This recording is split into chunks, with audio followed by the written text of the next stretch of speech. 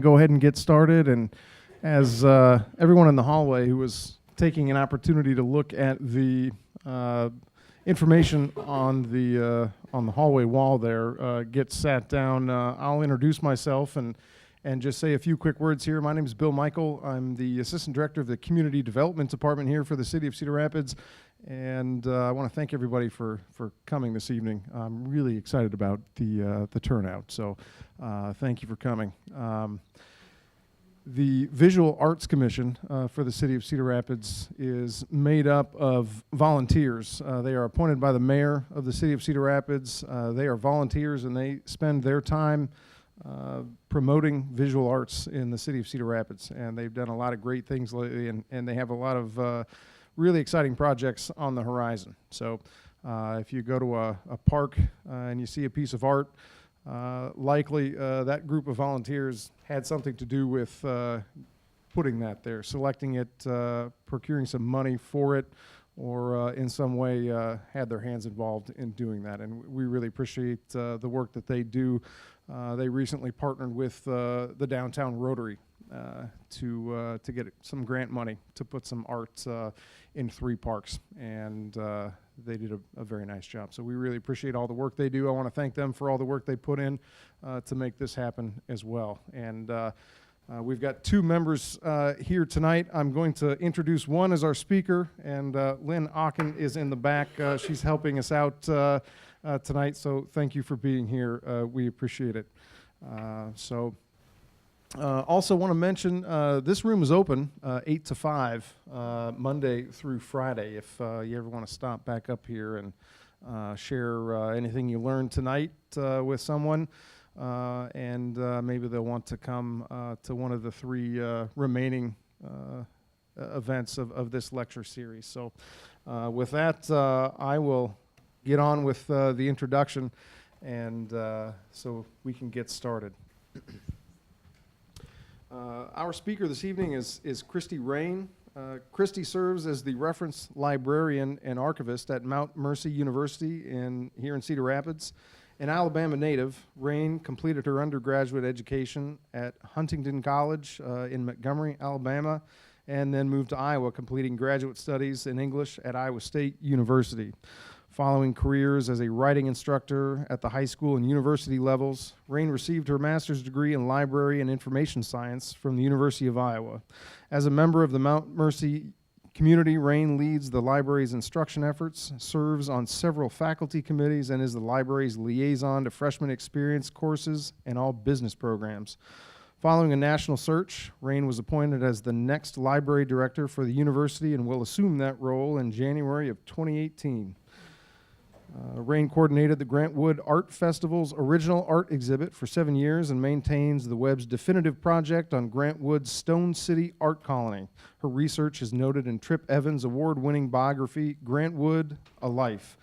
And she served as the fact checker for the book's 3rd section on the art colony. Raine also authored Wood's entry for the upcoming ISU Biographical Dictionary and created the Iowa State entry for the 2nd volume of the Dictionary of Midwestern Literature. And I, again, happen to know Kristy because I staff the City of Cedar Rapids Visual Arts Commission, which she also serves on. So with that, I'm proud to introduce Kristy as our speaker this evening.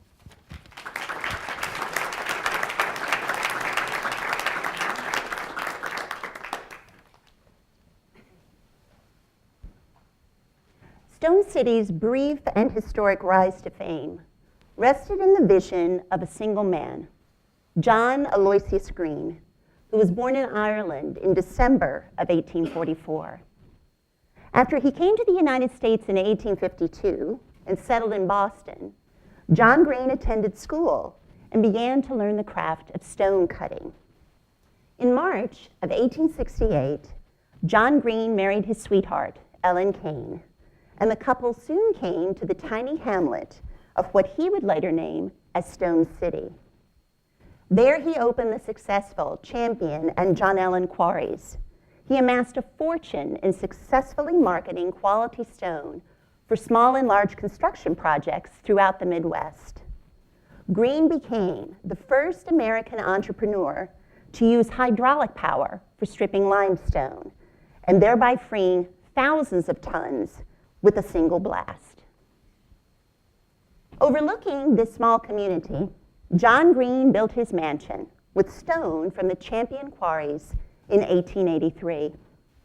In addition to this property, the community offered a 3-story hotel and opera house named Columbia Hall, a railway station, a general store, a post office, schoolhouse, blacksmith shop, and numerous private homes, all made from the quarry's stone. In the late 1880s, Waterloo, Iowa's Portland Cement Company now offered a far cheaper and easier product to use for construction, and the quarry business dwindled. John Green saw his fortune quickly dissolve, and his business collapsed.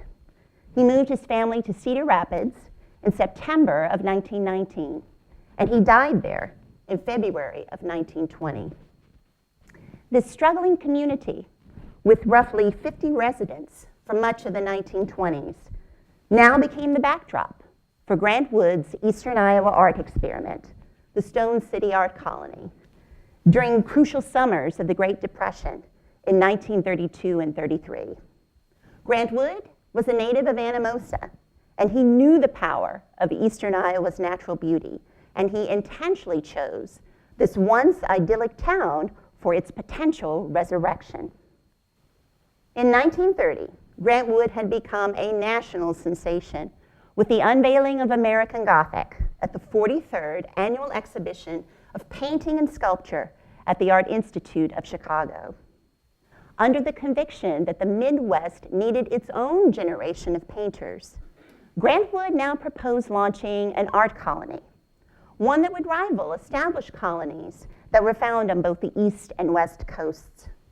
He partnered with Adrian Dornbush, an instructor at the Little Gallery in Cedar Rapids, and the two men began to ponder their faculty selections. They began with $100, and they leased 10 acres of the Nissen Tract in Stone City.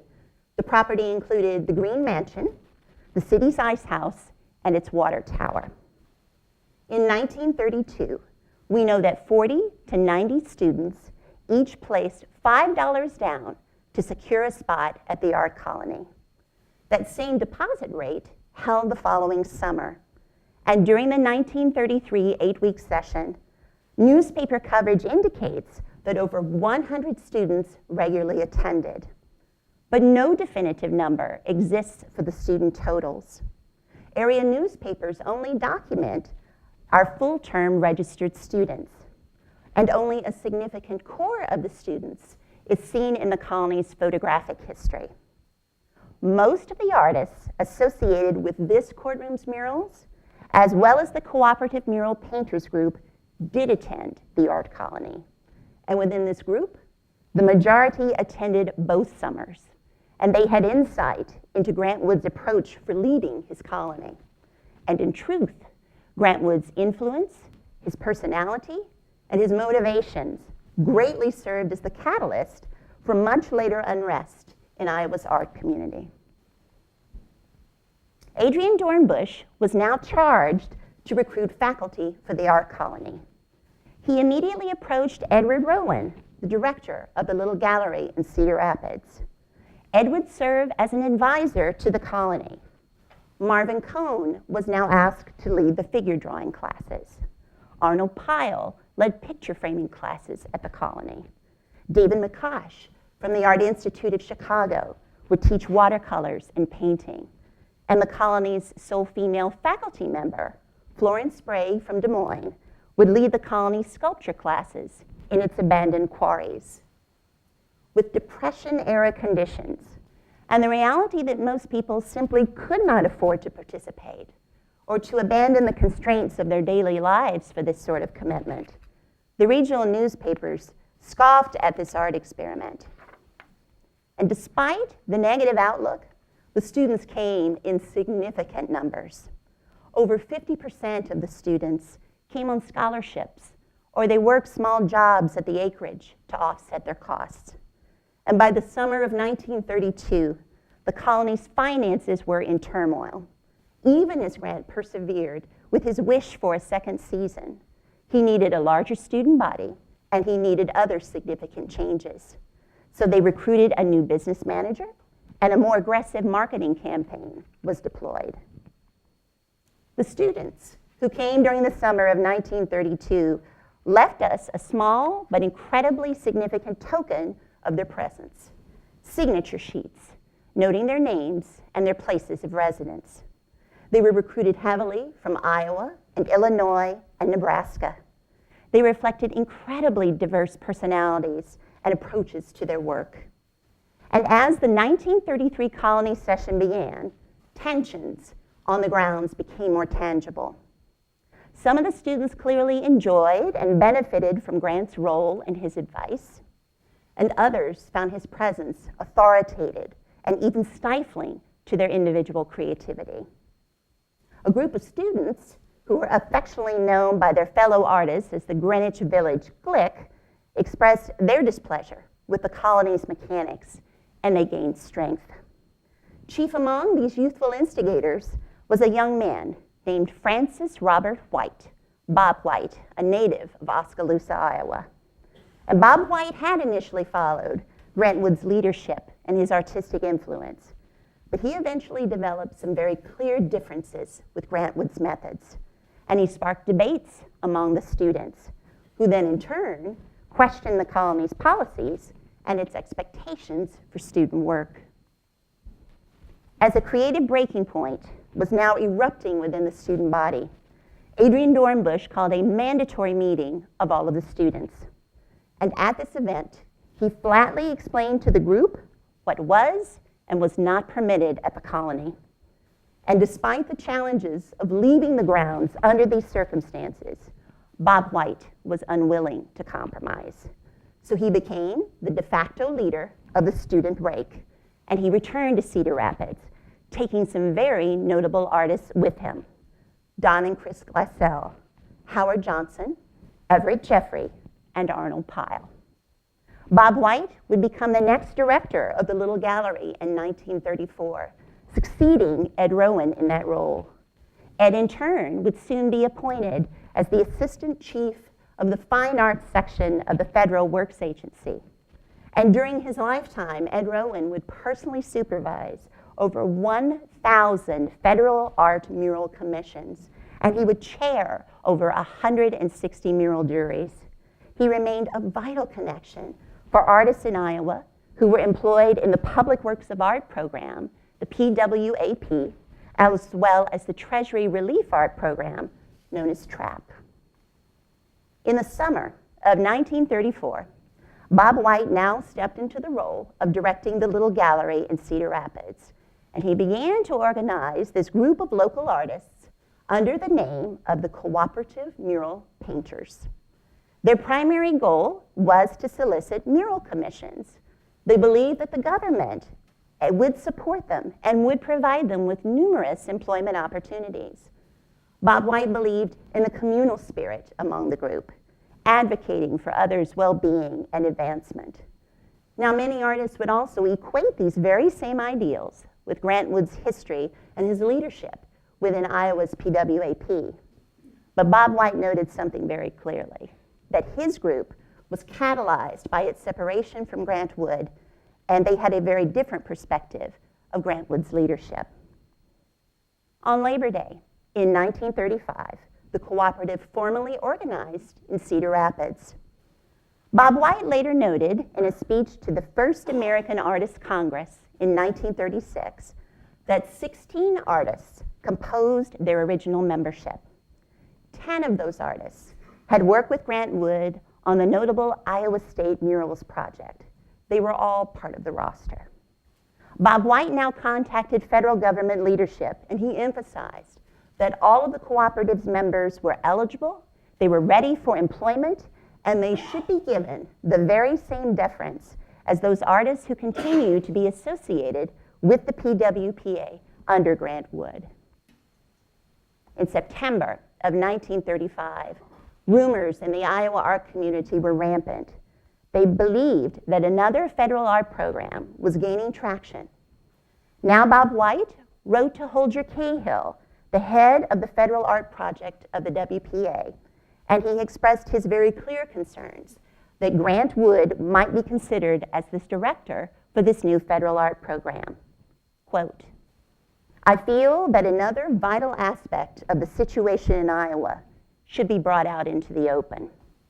Under the PWAP, all of the important mural activity was centered about one central figure, whose artistic ability is not here questioned, but whose right to completely dominate the mural field of Iowa is decidedly under fire. There is a large percentage of creative talent which has been virtually suppressed by being held to the dry execution of a single artist's designs." Membership in the Cedar Rapids Cooperative expanded greatly during its first 2 years. It now featured more members of the famous Stone City Art Colony, and several women noted their membership in the roster during the early 1930s.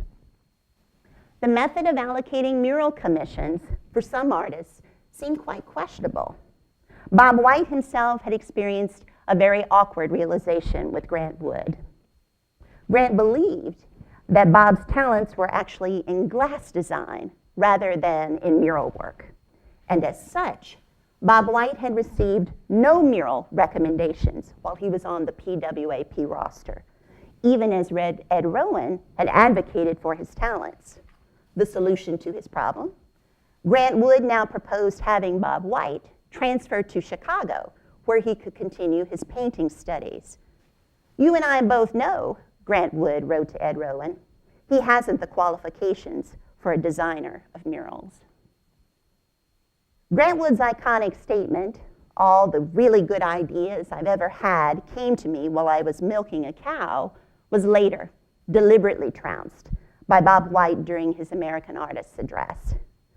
In presenting the case of Iowa, it is first necessary to discard the popularized version of the bucolic painter, milk pail in hand, and to realize the serious painters here, as elsewhere, are confronted with realities, and we are responsive to them.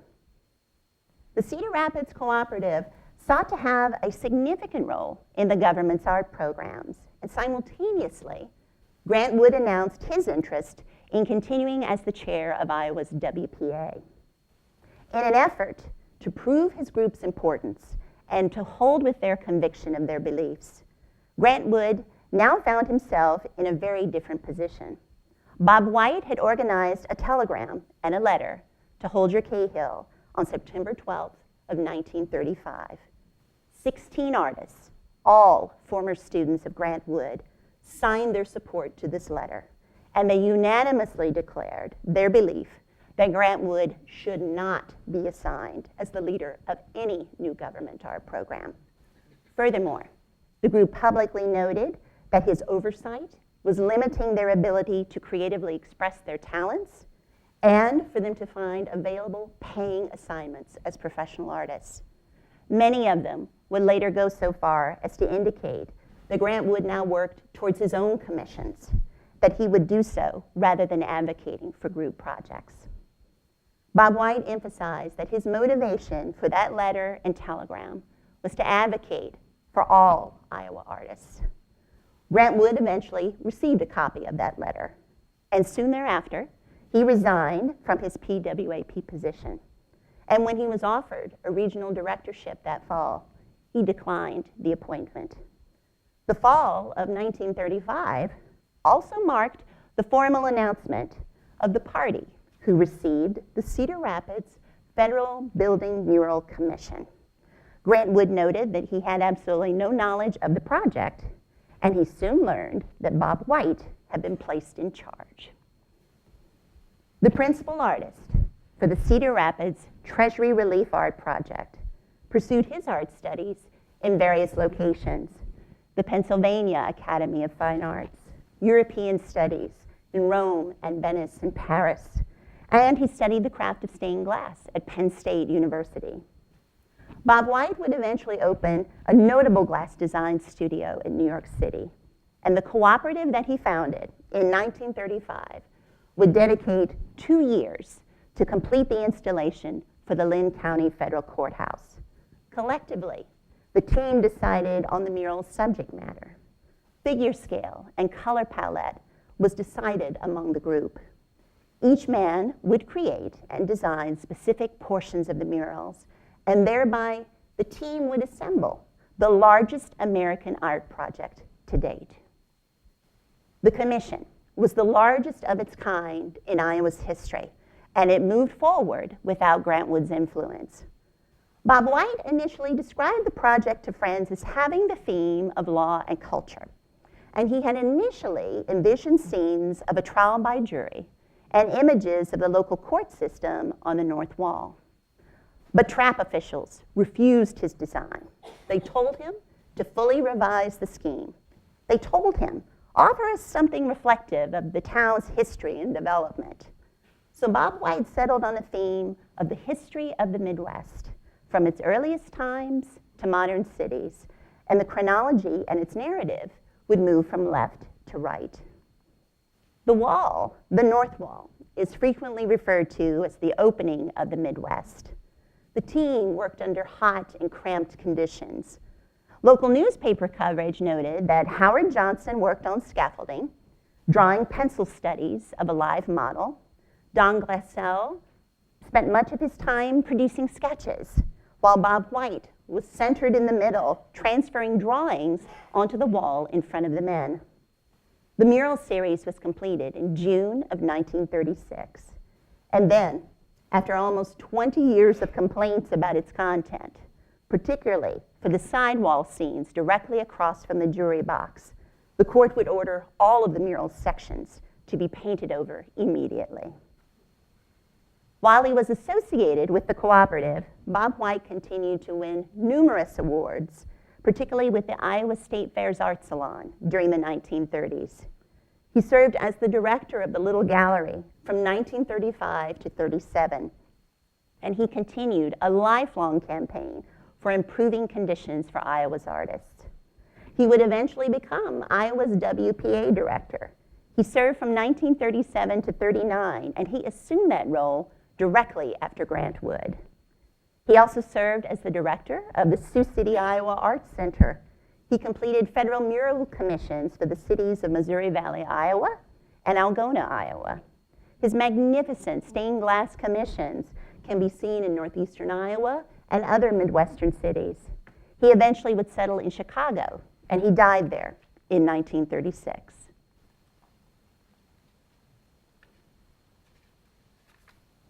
A native of Oxford Mills, Iowa, Everett Jeffrey was a self-taught painter, and he was a sculptor who achieved some regional acclaim thanks to praise from the Little Gallery in Cedar Rapids. Ed Rowan, the gallery's director, gave Jeffrey professional opportunities and shared him in local one-man shows with the community. Jeffrey also exhibited frequently at the Iowa State Fair, and he completed private painting lessons in Davenport, and he attended the Stone City Art Colony. Ed Rowan's mixed opinions of Edward Jeffrey's developing style were shared with the public in a 1932 exhibition catalog. Quote, "He is a keen observer of the life about him and an eager student of the traditions of the past. He possesses an innate sensitivity to sophisticated beauty." Jeffrey was employed in the early stages of Iowa's PWAP roster, and he was incredibly eager for work. Grant Wood had assigned him to the easel division. Jeffrey wanted to be a mural painter, and he arranged several jobs independently. This self-promotion ran completely afoul of Grant Wood and the usual protocols for assigning work to artists. The rebuff that he experienced from Grant Wood and from Ed Rowan's wife, Leata, would manifest as discipline, and it pushed Jeffrey into an incredibly difficult position. His self-advocacy had set both government officials and Grant Wood supporters against him. Ed Rowan would now advocate for Grant Wood to take whatever measures were necessary to check Edward Jeffrey's pride. January 3rd, 1934, a letter to Grant Wood from Ed Rowan. Quote, "Leata has told me that you have already had some trouble with Jeffrey arranging for murals on his own, and I hope that you will step on him with all your force if he oversteps his privileges. Grant Wood distanced himself tremendously from this young artist. Jeffrey would join Bob White and the Cooperative in Cedar Rapids. And for the Courthouse Commission, Everett Jeffrey made the major contributions to the room's sidewalls. He is frequently credited with the frontier lynching scene within the East Wall's content. After this mural was destroyed, Edward Jeffrey lived briefly in Arkansas and Arizona. He ultimately worked as a carpenter, and he built his own home in the 1950s. His journeys would allow him to finally settle in Honolulu, where he died in February of 1983. And perhaps, as lasting evidence to his continuous battles with Grant Wood, Edward Jeffrey is not shown among the artists associated with the Iowa State murals, even though evidence and history clearly tell us that he was part of that project. Born in Denmark, Don Glassell took private art lessons in Copenhagen. He came to America at the age of 17. He enrolled at the Art Institute of Chicago and joined an Army artillery unit during World War I and served in France. After the war, Don returned to Chicago. He met his future wife there, Chris Rosner, and the pair worked at a decorative lampshade factory. They eventually married in 1925 and then moved to Dubuque, where they were very active in the local arts center. They maintained a studio in the city's downtown district, and they attended both summers of Grant Wood's Stone City Art Colony. Don and Chris eagerly joined the Cooperative Mural Painters in Cedar Rapids. Don served as part of the Federal Buildings Commission team.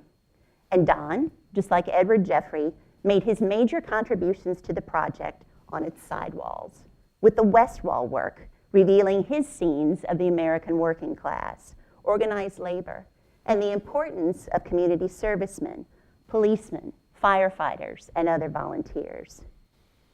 Don's early sketches of his content clearly praise the energies of communities at their local levels, while clearly also indicting forms of corporate greed. He would eventually serve as the assistant director of the Sioux City Art Center. He would assist with 2 WPA mural commissions for the city of Dubuque. In his later years, he was employed as a commercial art designer in Chicago, and he would ultimately settle in Dubuque, where he worked as a commercial draftsman for John Deere. Don Glassell would finally die in Chicago in 1965. The courtroom mural's only artist who did not attend Wood's Stone City Art Colony was Harry Donald Jones, who was born in Vincennes, Indiana. He attended the Cummings School of Art in Des Moines, and in the 1930s, he began a long history of accolades at the Iowa State Fair. He was soon selected by Grant Wood to participate in the Iowa State Murals project. But unfortunately, as Harry related to many others, he was relegated to a very specific task in the Mural Commission. Grant Wood told him he was restricted solely to the engineering panel, painting the brick wall that's found in the laboratory scenes.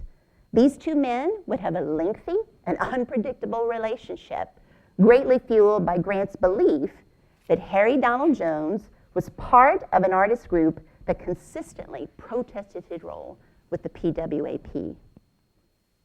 Harry's professional art training included significant time at Harvard University, at the University of Iowa, and extensive travels in Mexico, where he studied the major muralists. Jones would join the Cooperative in Cedar Rapids, and he remained incredibly active in promoting the group's very spirited approach to their work. He and Bob White attended the American Artists Congress together in 1936. It was the site of Bob White's very notable Revolt in the Country address. Jones would later design and execute the courtroom's south wall, known as Inherited Culture, featuring a rich portrayal of Mexican culture and a clearly stated tribute to the Mexican mural painter Jose Clemente Orozco. As Harry Donald Jones's professional career brought him more mural commission opportunities, he was also confronted with two situations, both of them bearing the threat of painting over his content. In 1937, Jones, Bob White, and Howard Johnson now undertook a mural project for the Sunshine Mission, Cedar Rapids' original homeless shelter that had been founded in 1895. The trio painted scenes that employed contemporary images to depict Bible stories. They had been contracted to complete 9 panels for the shelter. The congregants believed that Howard Johnson's figure of Christ, which was originally undraped and appearing over the altar, would remain in that state, which prompted a complete furor. Threats to paint over the mural reached its height in February of 1938. At that point, the state's ACLU chapter became involved, allowing the work to finish, and ultimately deferring to the mission's leadership as the final arbitrator for the situation. Jones now communicated with Howard Johnson, and he noted the intervention of the ACLU in this situation and some very prominent members within the ACLU roster. Bob White and Harry Jones had suffered a break in their relationship.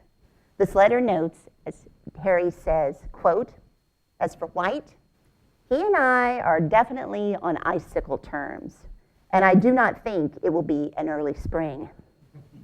Jones later received a 1937 commission for murals that covered the 7 walls of the children's reading room for the original Des Moines Public Library building. His work progressed rather slowly, and once again, threats to paint over its content were quelled by a significant art patron, the famous Louise Noun.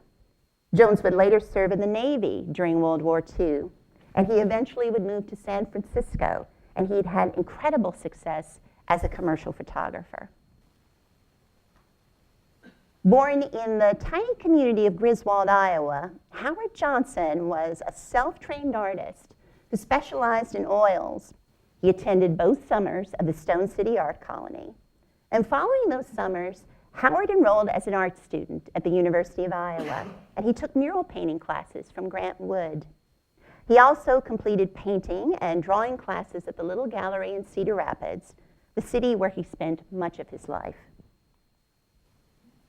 Howard would be employed by the National Artists Relief Measure within the Public Works of Art project from December of 1933 to May of 1934.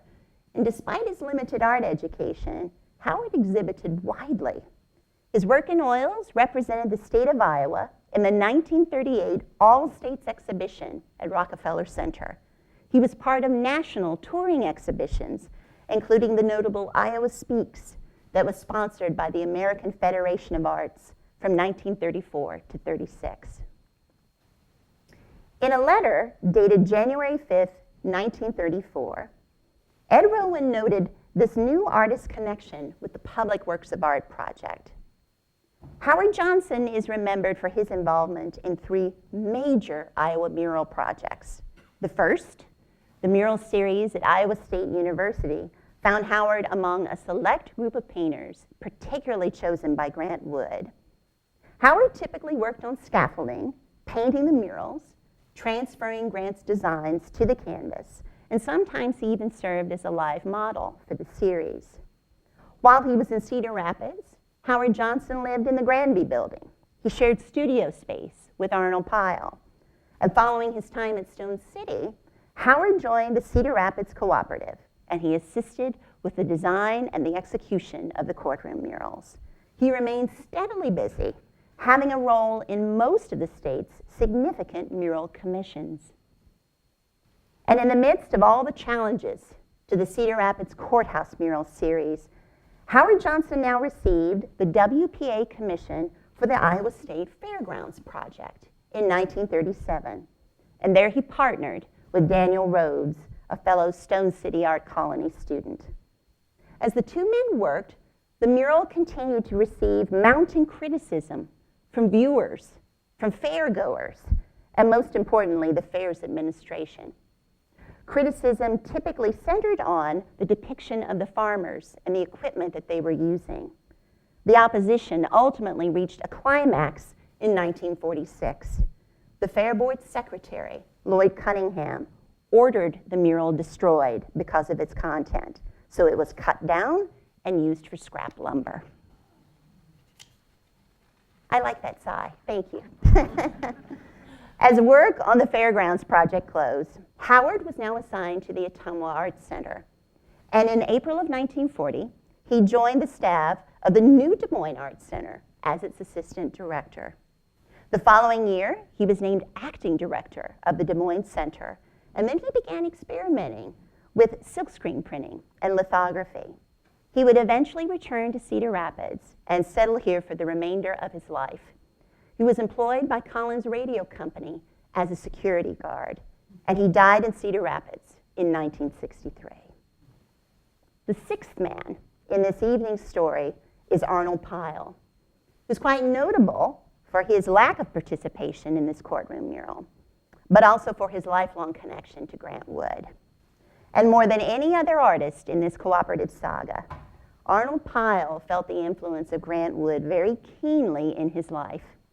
And to join the Cedar Rapids Collective now meant that it marked the progression of his identity as an independent and professional artist. Arnold Pyle was a lifelong resident of Cedar Rapids. He was a recognized painter and teacher. Grant Wood was his 8th grade art teacher, his mentor, and his employer. Arnold Pyle became his studio assistant in 1927. He apprenticed with Grant, with Marvin Cohn, and with Adrian Dornbush. And by his mid-20s, Arnold Pyle was exhibiting widely, writing art reviews for the local newspapers, and he was winning major art prizes. He assisted Ed Rowan at the Little Gallery for 5 years. He served as its exhibition manager and as a temporary instructor. He would pair with Grant Wood to design and install the stained glass window commission for the Veterans Memorial Building. He was immortalized by Grant Wood in the 1930 painting, Arnold Comes of Age, which is part of the permanent collection of the Sheldon Memorial Art Gallery at the University of Nebraska-Lincoln. In 1932, he joined the famous Stone City Art Colony, and while he was there, he taught some painting classes, but most of his efforts were devoted to the incredibly popular picture framing sessions. And due to sheer demand for those sessions, he had a teaching assistant for the summer of 1933. Arnold Pyle continued to exhibit. He frequently won awards at the Iowa State Fair, both in oils and watercolors. He was selected for the Iowa State mural team, and there he had the responsibility of mixing the paints to achieve that series' very limited color scheme. His paintings of locomotives would gather him national praise, and this theme in his work is generally attributed to his father being an engineer for the Rock Island Railroad. In 1935, he began a very long career with Collins Radio Company. And during World War II, he put aside most of his artistic endeavors to focus on the very heavy wartime demands in his workplace. He stopped painting for almost 20 years. And then upon his retirement in 1968, he returned to the life of a professional artist. And his last one-man show was held at the Cedar Rapids Arts Center in January of 1973. And it was in June of that same year, while he was returning from the Grant Wood Art Festival in Anamosa, that Arnold Pyle was killed in an automobile accident.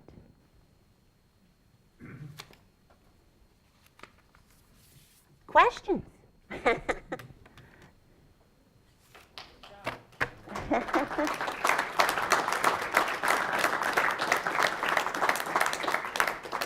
So we're having this recorded so we can put it up on YouTube. So if you have any questions, I'll just come around with the mic and answer your question, and Kristy can take a crack at it. Certainly.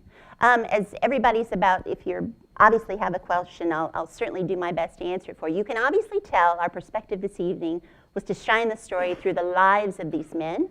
I'm the very first person to say I am no art historian. We have some of those lovely individuals as part of our audience this evening. So my perspective of this story comes through the lives and the achievements of the men who were part of it. And I'm the first person to say their stories are incredibly rich. This journey of researching Grant Wood began as a part of my life almost 15 years ago. And it was spurned from this desire to know more about the art colony. And I'm also the first person to say I don't begrudge Grant Wood any of his history. I live in Anamosa, and he walks on holy ground in Jones County. I'm the first person to say he was an incredibly gifted man, and incredibly human, like all of us. And one thing that we find in many cases is that the individuals who chose to be part of his circle, to have a moment of time where they were connected to him as teachers or students, have monumental accomplishes in their own right. And so my perspective of telling the colony story is to share those. We inevitably found, no matter which individual we chose to explore, he or she had an incredibly rich story to share. So if for whatever reason you might be interested in learning more about the colony and the individuals who were part of that story, it's readily accessible on the internet, on the web. And so you're welcome to visit that at any time. So yes, go right ahead. Sure. Did Grant Wood ever see this as the final product and have comments on it?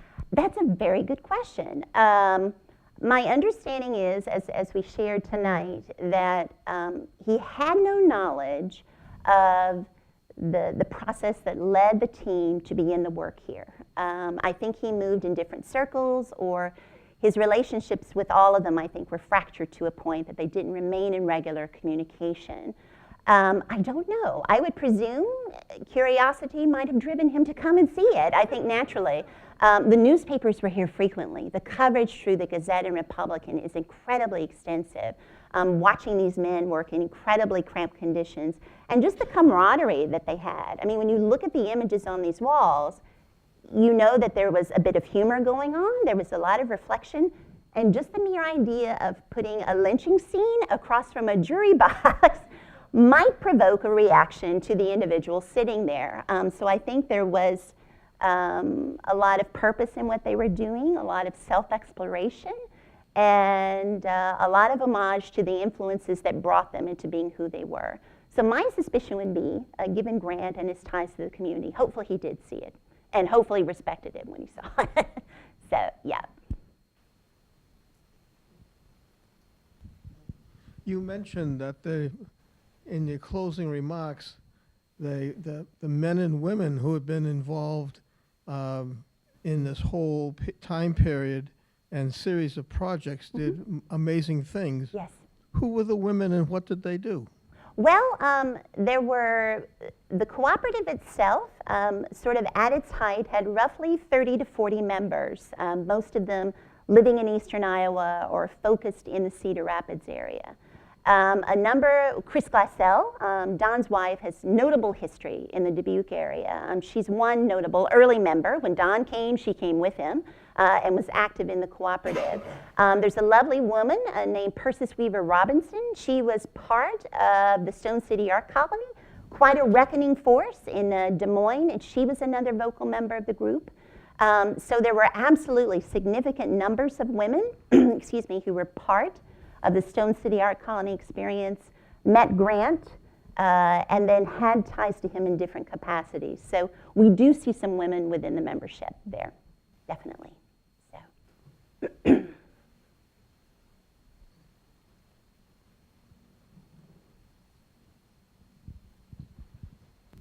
You mentioned that each of the walls has a certain theme to it, but Yeah. didn't say anything about when they were constructed. Was it all done concurrently, or were they sequenced, or when in time were these done? Yes, no, that's a very good point. My understanding is, I think much of the early emphasis began with the north wall. I think that was the first piece of the proposal that Bob had brought to government officials as they were going about the business of the project, which then in turn spawned their rejection of his proposed design and sent him back to the drawing board, so to speak. To be frank, I don't know if all four walls would have been simultaneously. The pictures that I've seen generally have the men functioning as a group, focused on a certain portion of the room. So I don't know about their ability to do pieces concurrently, or they might have. To be truthful, the images I had seen of the mural, the ones which you saw, were taken by Howard Johnson, who had a personal camera and walked around this room and captured the breadth of it during their work process. But I have never seen an image that might have shown a portion of the team at one position in the room and others in a different location. It could have been certainly a possibility, but I'm not sure of that. So.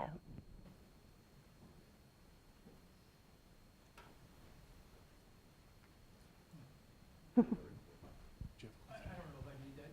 Was all this done in 1 year? It says 1936 in here. It actually took them 2 years to complete the project. Right. And I presume that was after Bob received sort of that government approval for his initial thoughts on how to move forward with the North Wall. And then there was a very intensive 2-year period for the team to do the work that we see in the room. But by all accounts, it should have been finished over about 24 months. So. And those were what, 2 years? 1934 to 36. Okay. Yeah. And then what year did it get all painted over? Someone's going to have to help me with the math. I think that was in the 50s. Sean is sitting in the back. I'm looking at his face. I think there was almost a significant, almost a 20 to 25 year period, which passed from the murals being open, the courtroom still functioning with its proceedings.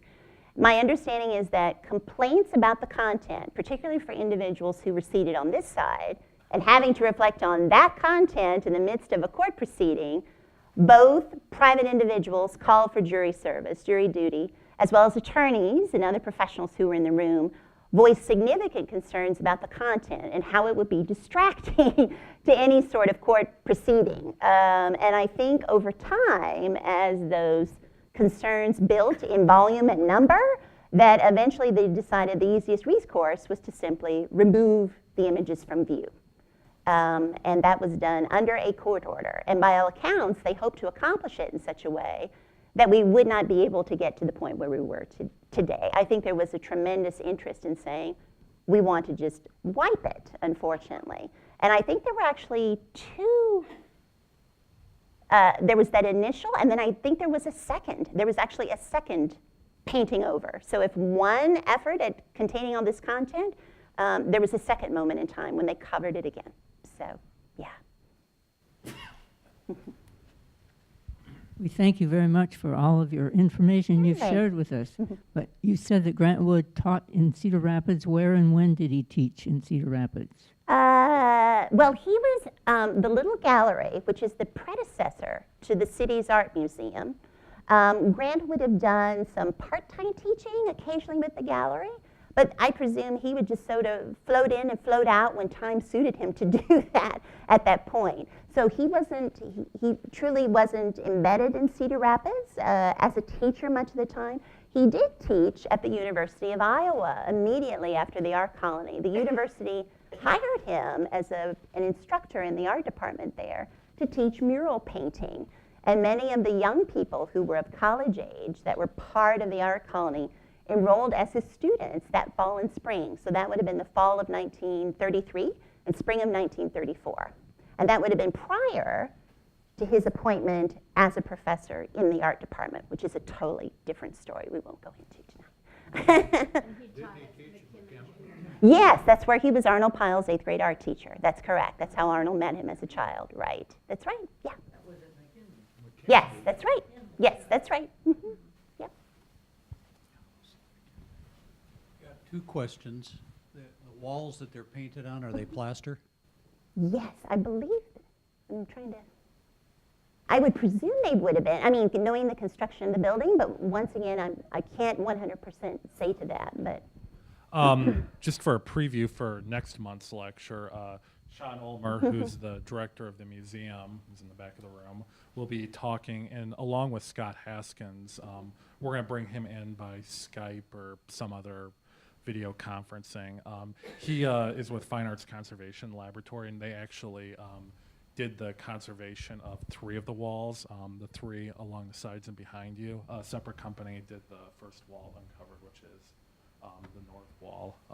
I would ask him that next month if you come to that. I'm just guessing because of the age of this building, I would presume plaster probably would have been the common surface for the walls. Maybe this would be appropriate at that time too, but like where the windows are on this side and the arch back here, Yes, were the murals painted around those? they were. They certainly were. Yeah, they, Weren't those, part of the murals right. were covered up? Nope, they would have incorporated, kept that, the lunettes and the architecture of the room factored into their work as artists. That's right. They sort of worked around the features that you see. Right.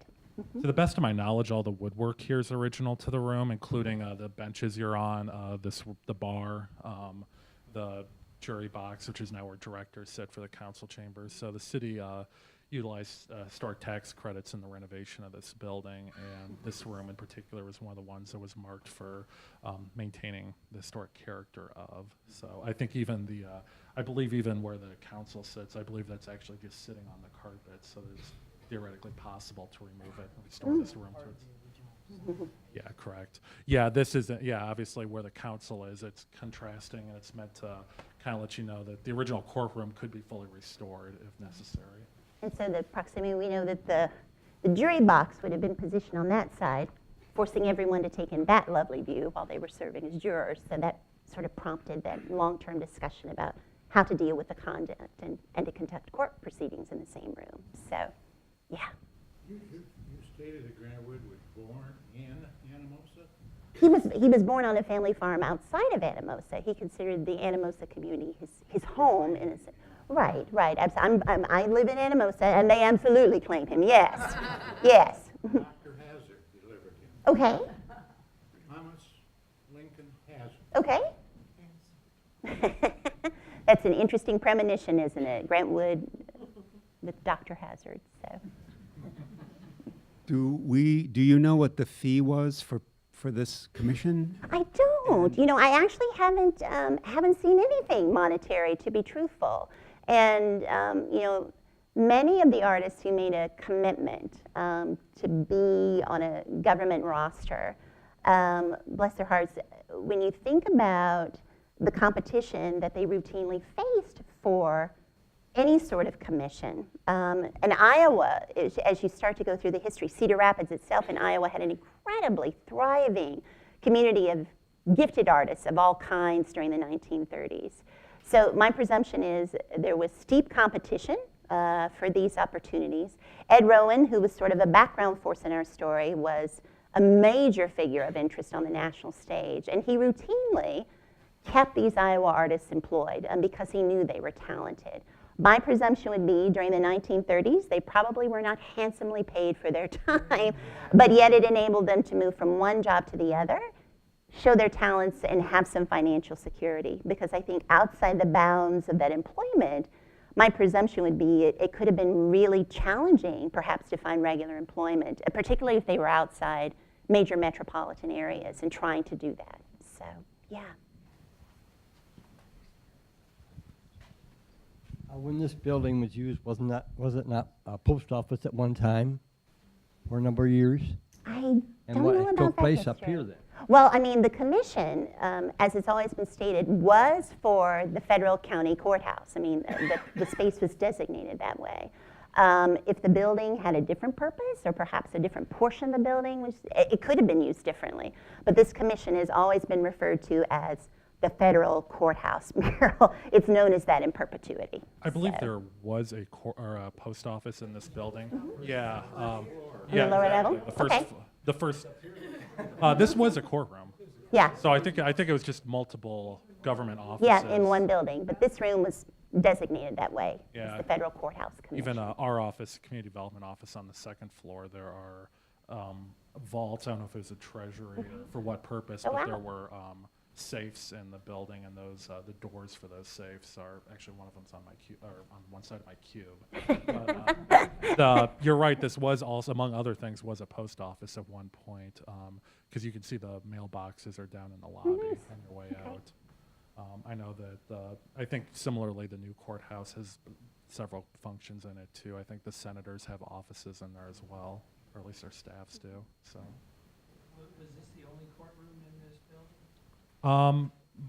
I'm not sure. I'm not sure about that. I'm not sure about the original I don't building. know. I know that, and the question was, is this the only courtroom in the building? I heard that there was another courtroom below this. That area's been looks completely different. It's where the finance department is now, so it's cubicles and I believe there were a couple courtrooms in this building. I'm not sure exactly where they were. The main hallways have been pretty substantially maintained, the historic integrity of, as obviously has this room. Some of the other areas of the building have been renovated for more modern offices, and you hear some banging going on in the background. That's for bringing the building up to ADA. So, with any other questions? I guess I have another question. Were there any moving pictures made of these being painted?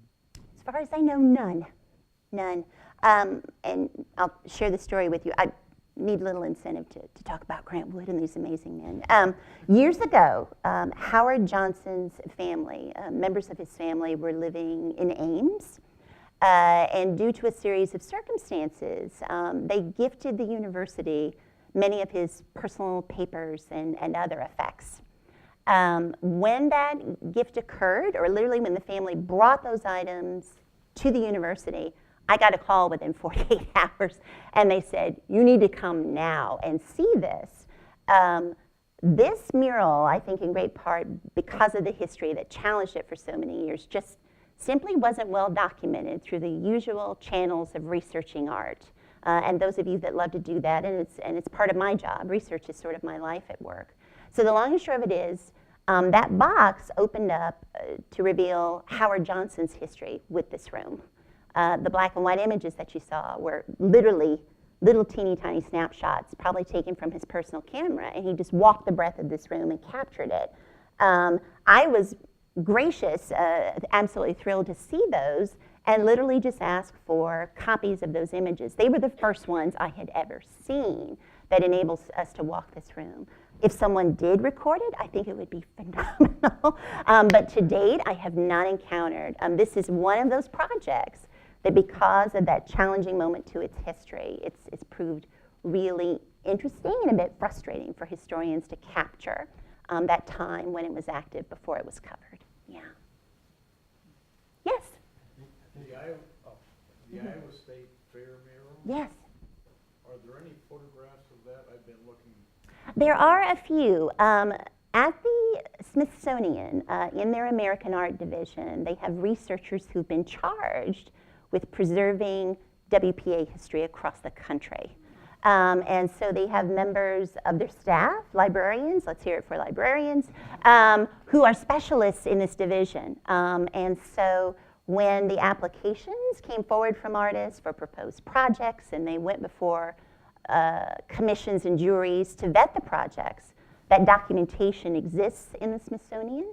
And my presumption would be, hopefully, that most of the projects are captured in some fashion. Once again, I've only seen small fragments of what that was like, but by all accounts, Howard and Daniel were just wholly out in the open. They were working on the panels as visitors were passing by.